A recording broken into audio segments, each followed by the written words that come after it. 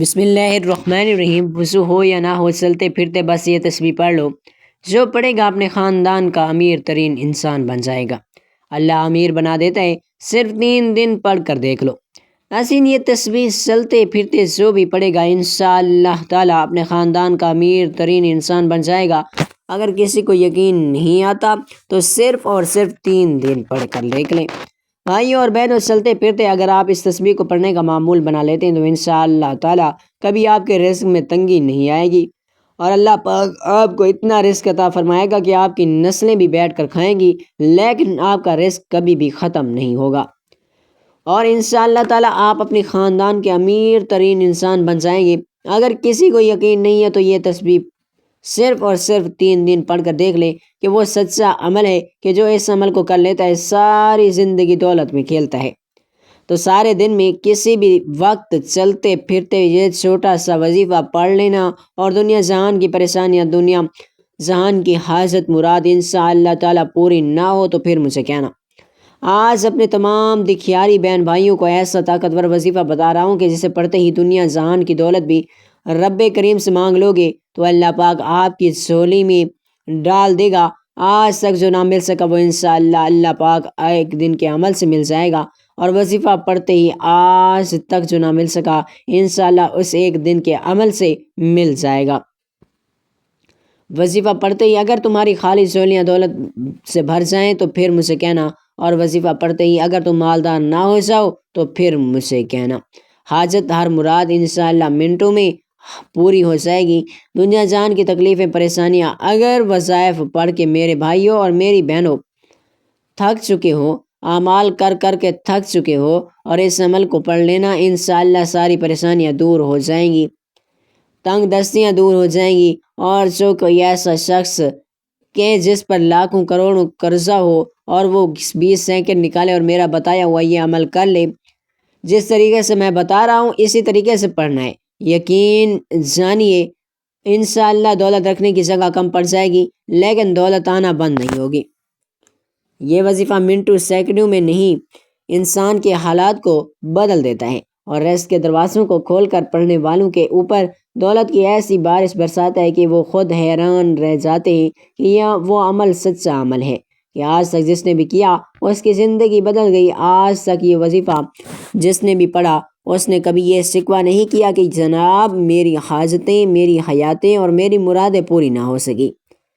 جو پڑھتا ہے اللہ پاک کے حکم سے منٹوں سیکنڈوں میں مالا مال ہو جاتا ہے، منٹوں سیکنڈوں میں حالات کو بدل دینے والی، خالی جیبوں کو فوری طور پر بھر دینے والا، اور دولت کی چھما چھم بارش برسانے والا۔ یہ ایسا خاص عمل ہے کہ بھائیوں اور بہنوں، انسان کی اس وقت سب سے بڑی پریشانی پیسہ اور دولت کا نہ ہونا ہے، غریبی، اور یہ عمل پیسوں کی سب بارش برسا دے گا، دولت کا طوفان کھڑا کر دے گا۔ تو پھر کہاں گئی پریشانی؟ یہ دنیا دار الاسباب ہے، اور یہاں اپنی حاجتوں کو پورا کرنے کے لیے بہرحال پیسے کی ضرورت بھی پڑتی ہے۔ بیماری کیوں لگتی ہے؟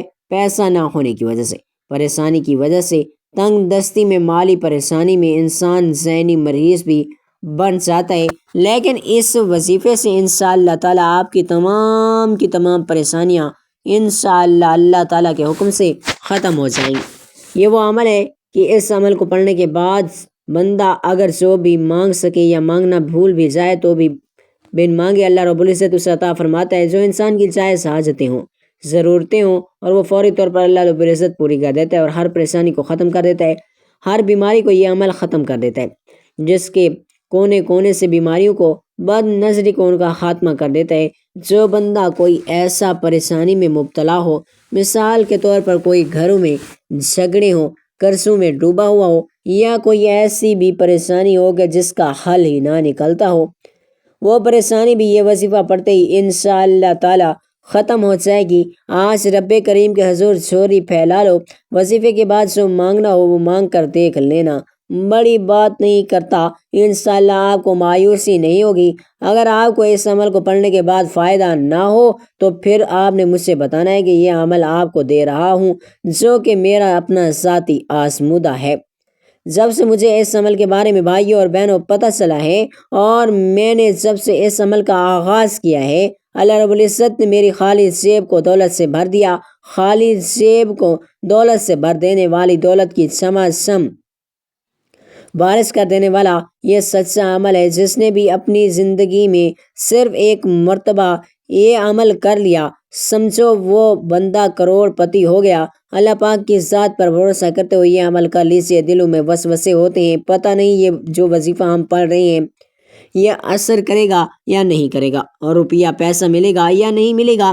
ناظرین، ایک بات تو یاد رکھیے گا کہ دلوں میں وسوسے اعمال کو ضائع کر دیتے ہیں۔ پورے یقین سے اللہ پاک کی ذات پر بھروسہ کرتے ہوئے آپ نے یہ عمل پڑھنا ہے۔ اپنے دلوں میں اگر وسوسے رکھیں گے، اپنے دلوں میں اگر خیالات رکھیں گے کہ پتہ نہیں یہ وظیفہ اثر کرے گا یا نہیں کرے گا، تو بھائیوں اور بہنوں کچھ حاصل نہیں ہوگا۔ توکل کی اشمالی تعریف یوں ہے کہ اسباب و تدبیر کو اختیار کرتے ہوئے فقط اللہ تبارک و تعالیٰ پر اعتماد اور بھروسہ کیا جائے اور تمام کاموں کو اسی کے سپرد کر دیا جائے۔ حضرت سیدنا امام غزالی رحمۃ اللہ علیہ نے توکل کی تفصیلی تعریف بھی بیان فرمائی ہے۔ اس کا خلاصہ یوں ہے کہ توکل دراصل علم، کیفیت اور عمل تینوں چیزوں کے مجموعے کا نام ہے۔ یعنی جب بندہ اس بات کو جان لے کہ فاعل حقیقی صرف اور صرف اللہ رب العزت ہے، تمام مخلوق، موت و زندگی، تنگ دستی اور مالداری، ہر شے کو وہ اکیلا ہی پیدا فرمانے والا ہے، بندوں کے کام سنوارنے پر اسی مکمل علم اور قدرت ہے، اسی کا لطف و کرم اور رحم تمام بندوں پر اجتماعی اعتبار سے اور ہر بندے پر انفرادی اعتبار سے ہے، اسی کی قدرت سے بڑھ کر کوئی قدرت نہیں، اس کے علم سے زیادہ کسی کا علم نہیں، اس کا لطف و کرم، ہر مہربانی بے حساب ہے۔ اس علم کے نتیجے میں بندے پر یقین کی ایک ایسی کیفیت طاری ہوگی کہ وہ ایک اللہ عز و جل پر ہی بھروسہ کرے گا اور کسی دوسرے کی جانب متوجہ نہیں ہوگا، اپنی طاقت اور قوت اور ذات کی جانب توجہ نہ کرے گا، کیونکہ گناہ سے بچنے کی طاقت اور نیکی کرنے کی قوت فقط اللہ عز و جل ہی کی طرف سے ہے۔ تو اس علمی یقین پیدا ہونے والی کیفیت اور نتیجے میں علم حاصل ہونے والے بھروسے کی مجموعی کیفیت کا نام توکل ہے۔ اللہ عز و جل قرآن مجید فرقان و حمید میں ارشاد فرماتا ہے کہ جو اللہ پر بھروسہ کرے تو وہ اسے کافی ہے۔ اسی طرح اللہ عز و جل قرآن مجید میں ارشاد فرماتے ہیں اور اللہ ہی پر بھروسہ کرو اگر تمہیں ایمان ہے۔ حضرت جابر بن عبداللہ رضی اللہ تعالیٰ عنہ فرماتے ہیں کہ ہم نے رسول اللہ صلی اللہ علیہ وآلہ وسلم کے ہمراہ غزوہ نجد میں شریک ہوئے۔ جب کیلولہ کا وقت ہو گیا تو اس وادی میں کانٹے دار درخت بہت تھے، پس آپ صلی اللہ علیہ وآلہ وسلم نے ایک درخت کے سائے میں قیام پذیر ہو گئے اور اپنی تلوار اس کے ساتھ لٹکا دی۔ صحابہ کرام رضی اللہ تعالیٰ عنہ سائے کی تلاش میں ادھر ادھر منتشر ہو گئے۔ تھوڑی دیر بعد رسول اللہ صلی اللہ علیہ وآلہ وسلم نے ہمیں بلایا تو ہم حاضر خدمت ہو گئے۔ دیکھا تو ایک اعرابی آپ صلی اللہ علیہ وآلہ وسلم کے پاس بیٹھا ہوا ہے۔ آپ صلی اللہ علیہ وآلہ وسلم نے فرمایا جب میں سویا ہوا تھا تو یہ میرے نزدیک آیا، اس نے میری تلوار اتار لی۔ جب میں بیدار ہوا تو یہ میرے سر کے پاس کھڑا تھا۔ اس نے تلوار سونت کر کہا بتاؤ اب مجھ سے تمہیں کون بچائے گا؟ میں نے کہا اللہ۔ پھر تلوار کو نیام میں کر کے بیٹھ گیا جو یہ سامنے موجود ہیں۔ لیکن رسول اللہ صلی اللہ علیہ وآلہ وسلم نے اسے کوئی سزا بھی نہیں دی۔ رب تعالیٰ کی قدرت کاملہ پر یقین رکھیے۔ بندہ رزق اور دیگر ضروریات کے متعلق اللہ عز و جل کی ضامن اور کفیل ہونے کا تصور رکھے اور اللہ عز و جل کے کمال علم، اس کی کمال قدرت کا تصور کرے۔ اس بات پر یقین رکھے کہ اللہ عز و جل خلاف وعدہ، بھول، عاجز اور ہر نقص سے منزہ اور پاک ہیں۔ جب ہمیشہ ایسا تصور ذہن میں رکھے گا تو ضرور اسے رزق کے بارے میں رب تعالیٰ پر توکل کی سعادت نصیب ہو جائے گی۔ ہر وقت اللہ عز و جل سے پناہ مانگیے، یہ عمل توکل اور اس میں پختگی پیدا کرنے میں بہت معاون ہے۔ حضرت سیدنا امام غزالی رحمۃ اللہ علیہ الوالی فرماتے ہیں شیطان خبیث ہے اور تیری عداوت پر ہی ہر وقت کمر بستہ ہے، تو اس لعین کتے سے بچنے کے لیے ہر وقت اللہ عز و جل سے پناہ مانگتا رہے اور کسی وقت بھی اس کی مکاریوں اور اباریوں اور عیاریوں سے غافل نہ ہو۔ سورۃ النحل میں آیت نمبر 92 میں اللہ رب العزت خود فرماتا ہے کہ بے شک اس کا کوئی قابو ان پر نہیں جو ایمان لائے اور اپنے رب پر ہی بھروسہ رکھتے ہیں، یعنی وہ شیطانی وسوسے قبول نہیں کرتا توکل کرنے والا اللہ عز و جل اور اس کے حبیب صلی اللہ علیہ وآلہ وسلم کے فرمان پر عمل پیرا ہوتا ہے۔ توکل کرنے والا لوگوں سے بے نیاز ہو جاتا ہے۔ توکل کرنے والا اللہ عز و جل غیب سے رزق حاصل فرماتا ہے۔ توکل کرنے والا اللہ عز و جل کو پسند کرتا ہے۔ توکل کرنے والے کو دنیا آخرت کی بے شمار بھلائیاں نصیب ہوتی ہیں۔ توکل کا سب سے بڑا فائدہ یہ ہے کہ اس سے ایمان محفوظ ہو جاتا ہے، کیونکہ شیطان جب کسی کے ایمان پر حملہ آور ہوتا ہے تو سب سے پہلے اس کا اللہ عز و جل پر یقین اور بھروسہ کمزور کر دیتا ہے۔ لہٰذا اگر آپ اپنے ایمان کی حفاظت کرنا چاہتے ہیں تو اللہ عز و جل پر کامل بھروسہ رکھیے۔ چنانچہ ایک بزرگ رحمت اللہ علیہ فرماتے ہیں کہ میرے ایک دوست نے مجھ سے ذکر کیا کہ میری ایک نیک آدمی سے ملاقات ہوئی تو میں نے پوچھا کیا حال ہے؟ اس نے کہا، جواب دیا، حال تو ان کا ہے جن کا ایمان محفوظ ہے، اور وہ صرف متوکلین ہی ہیں جن کا ایمان محفوظ ہے۔ جب بندہ توکل کرنے والے کی صحبت اختیار کرتا ہے تو اس کا بھی توکل ذہن میں بن جاتا ہے، اور جو ناشکرے لوگوں کی صحبت کو اختیار کر لیتا ہے تو وہ بھی ویسا ہی بن جاتا ہے۔ لہٰذا توکل کی دولت حاصل کرنے کے لیے متوکلین کی صحبت اختیار کرنا بہت ہی ضروری ہے۔ مخلوق کی محتاجی سے بچنے کا عزم کر لیجیے کہ اس طرح بندہ مخلوق سے بے نیاز ہو کر فقط خالق عز و جل ہی پر بھروسہ کرے گا، کیونکہ توکل کے بے شمار برکتوں میں سے ایک یہ بھی ہے کہ بندہ مخلوق کی محتاجی سے بچ جاتا ہے۔ جیسا کہ حضرت سیدنا سلیمان خواص رحمۃ اللہ علیہ نے فرمایا، اگر کوئی شخص صدقے نیت سے اللہ سبحانہ و تعالیٰ پر توکل کرے تو امراء اور غیر امراء سب اس کے محتاج ہو جائیں گے اور وہ کسی کا محتاج نہیں ہوگا، کیونکہ اس کا مالک عز و جل غنی و حمید ہے۔ پرسکون اور خوشحال زندگی پر نظر رکھیے۔ ہماری کامیابی میں ذہنی اور قلبی سکون بہت بڑا کردار ادا کرتا ہے۔ ذہنی اور قلبی طور پر مطمئن شخص عموماً پرسکون اور خوشحال زندگی گزارتا ہے، اور توکل سے ذہنی قلبی سکون اور راحت حاصل ہوتی ہے۔ ایک بزرگ رحمت اللہ علیہ فرماتے ہیں کہ اپنی تدبیر اس ذات کے سپرد کر دے جس نے تجھے پیدا فرمایا، یعنی فقط اللہ رب العزت پر توکل کر تو راحت پائے گا۔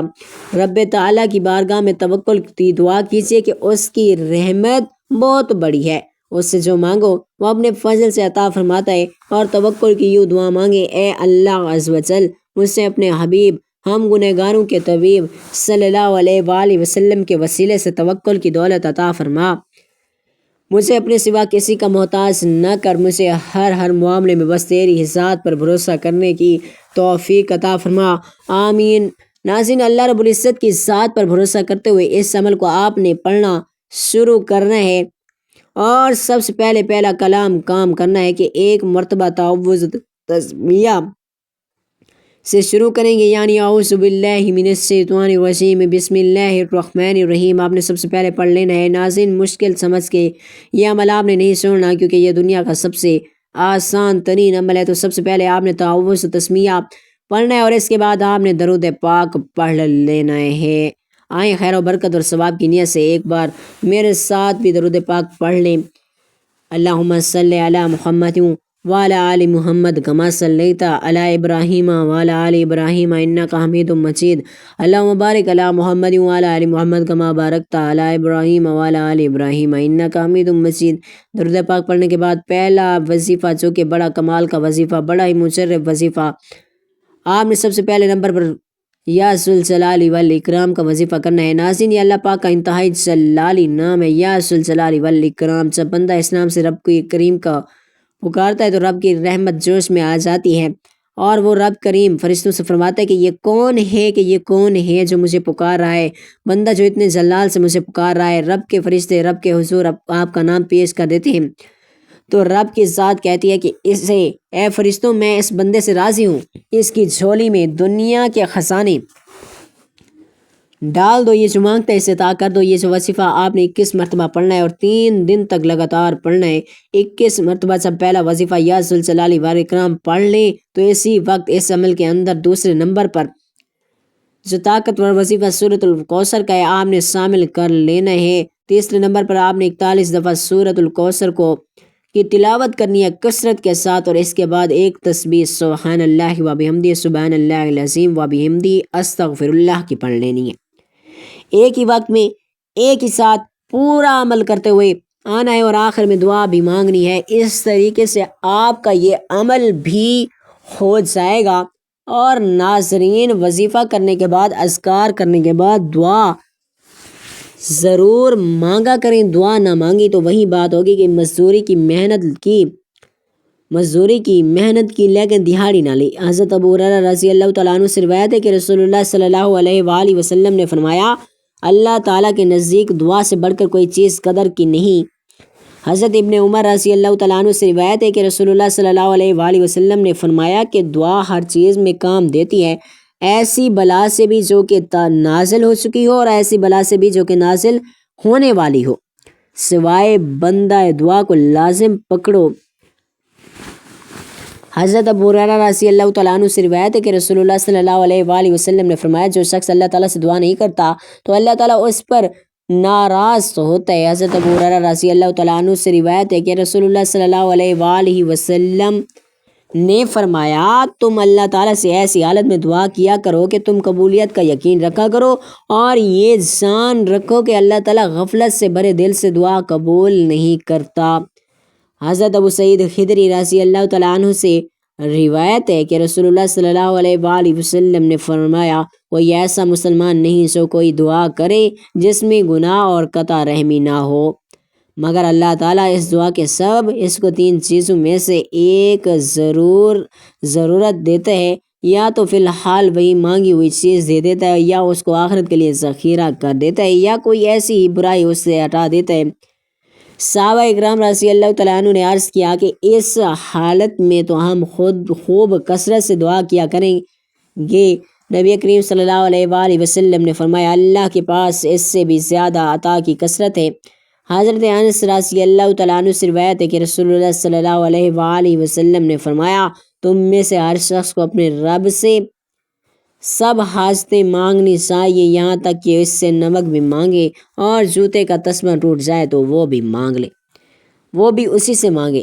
فائدہ یعنی یہ خیال نہ کرے کہ ایسی حقیر چیز اتنے بڑے سے کیا مانگیں، ان کے نزدیک تو بڑی چیز بھی چھوٹی ہی ہے۔ اللہ تعالیٰ ہمیں سچا بندہ بنائے اور اپنے ہی در کا پکا سچا بھکاری بنائے، اپنے غیر کے در پر زبین جھکانے سے ہماری حفاظت فرمائے، آمین یا رب العالمین۔ سیدنا نعمان بن بشیر رضی اللہ تعالیٰ عنہ سے روایت ہے کہ نبی کریم صلی اللہ علیہ وآلہ وسلم نے فرمایا کہ جو شخص اللہ سے مانگنا چھوڑ دے، اللہ اس پر ناراض ہو جاتا ہے۔ اللہ کو دعا سے بڑھ کر کوئی چیز محبوب نہیں، اس لیے جب بھی نماز پڑھا کریں، وظیفہ کیا کریں یا کوئی اذکار کریں تو لازمی مانگا کریں، کیونکہ دعا مانگنا اللہ تعالیٰ کو بے حد پسند ہے۔ تو دعا لازمی کیا کریں، بھلے چند سیکنڈ کی ہو لیکن دعا لازمی کرنی چاہیے۔ اور وظیفہ پورا پڑھنے کے بعد آخر میں وہی درود پاک جو وظیفہ شروع کرنے سے پہلے پڑھا تھا، اس کے بعد اللہ تعالیٰ سے اپنی حاجتوں، اپنی پریشانیوں کے لیے دعا مانگ لینی ہے۔ انشاءاللہ آپ کی تمام پریشانیاں ختم ہو جائیں گی، آپ کی تمام حاجتیں اللہ رب العزت کی بارگاہ سے پوری ہوتی چلی جائیں گی۔ اللہ رب العزت سے دعا ہے کہ ہم سب کو نیکی کی بات کو سننے، سمجھنے اور اس پر عمل کرنے کی طاقت و توفیق عطا فرمائے، دین کی باتوں پر ثابت قدمی نصیب فرمائے، ہم سب کو ایسی زندگی گزارنے کی توفیق نصیب فرمائے جو زندگی سے اللہ رب العزت اور اس کے پیارے حبیب صلی اللہ علیہ وآلہ وسلم راضی ہوتی ہیں۔ اللہ پاک ہم سب کو ایمان پر زندہ رکھے اور سب کا ایمان پر ہی خاتمہ فرمائے۔ اللہ تعالیٰ تمام دیکھنے اور سننے والوں کی پریشانیوں کو، تنگ دستیوں کو، مفلسی کو، غربت کو دور کرے۔ جو بیمار ہیں اللہ تعالیٰ انہیں شفائے کاملہ عاجلہ عطا فرمائے۔ جو بے اولاد ہیں اللہ انہیں اپنے خزانوں میں سے نیک اور صالحہ اولاد عطا فرمائے۔ جو صاحب اولاد ہیں اللہ تعالیٰ ان کی اولادوں کو ان کی آنکھوں کی ٹھنڈک، نیک، صالحہ اور فرما بردار بنائے۔ اللہ کریم جن کے جو کام رکے ہوئے ہیں وہ اپنے فضل و کرم سے پورے کر دے۔ اللہ تعالیٰ تمام لڑکے لڑکیوں کے نصیب اچھے کر دے۔ جو قرض کے بوجھ تلے دبے ہوئے ہیں اللہ رب العزت ان کا قرض جلد سے جلد ادا کروا دے۔ اے ہمارے رب ہم سب کی شیطان مردود سے حفاظت فرما، ہم سب کو حلال رزق کھانے کی توفیق نصیب فرما اور ہمارے حلال رزق میں خوب برکت و سعادت عطا فرما، آمین یا رب العالمین۔ بھائیو اور بہنوں، اگر آپ لوگ چاہتے ہیں کہ یہ دعائیں آپ کے حق میں بھی قبول ہوں تو کمنٹ باکس میں آپ لوگ بھی آمین لکھ کر دعا میں اپنی شرکت یقینی بنانا مت بھولیے گا۔ اللہ رب العزت آپ سب کا حامی ناصر ہو، آمین یا رب العالمین۔